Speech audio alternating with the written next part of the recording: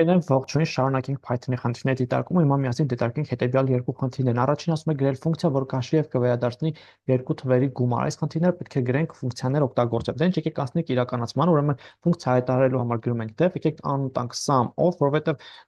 ընթացիկ ենք, հա, մենք երբ ինչ որ գումար ենք հաշվում, sum of անուն ենք օգտագործում։ Եվ ինքը ստանում է երկու արգումենտ, ուրեմն ստանում է a եւ b։ Քանի որ խնդրում ասում են, որ նուք a եւ b, բայց data type-ի մասին խոսք չի գնում, չէ՞, մենք կարող ենք սա գրենք եւ float-ների համար եւ double բանը եւ integer-ի համար։ Հիմա այդ փաստը այստեղ ոնց կարող ենք իրականացնել։ Տեսեք, a-ից հետո ես զրում եմ հայերեն վերջակետ, նշում եմ type-երը։ Դե այստեղ գրեմ int կամ float, սա նշանակում է հետեւյալը, հա, որ a փոփոխականը լինելու է կամ int տիպի կամ float տիպի։ Սա մեզ թույլ է տալիս, որ մեր ծրագիրը, մեր ֆունկցիան օգտագործողը իմանա, թե ինչ data type-երի համար է սա ճիշտ աշխատում։ Նույնն էլ b-ի համար, b-ն ուրեմն ինքը աշխատում է int-ի համար կամ float-ի համար։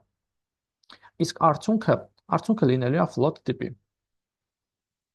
Այսպես։ Սա էլ ասում ենք, որ վերադարձող արժեքի type-ը լինելու է float տիպի։ Հիմա ասենք իրականացման պետք է վերադարձնենք դրանց գումար, այսինքն return-ենք անում a գումարած b։ Այդ երկուսի գումարը հաշվում ենք եւ վերադարձնում ենք։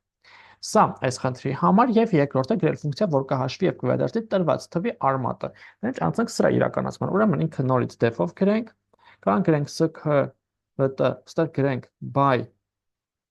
իբրև իմ կողմից պատրաստված եւ ինքը ստանում է ուրեմն ընդհանրապես մեկ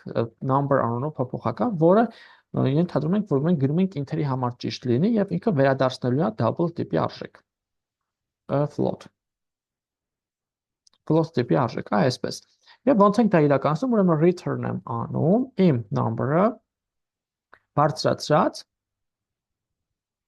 0.5 աստիճան։ Սա կլինի իր արմատը։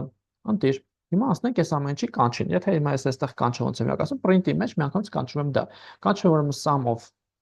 ֆունկցիան, իրեն փոխանցում եմ երկու թիվ։ Այդ թվերը կանա փոփոխական է փոխանցում։ Օրինակ ես փոխանցում 11 եւ 23 թվերը, իսկ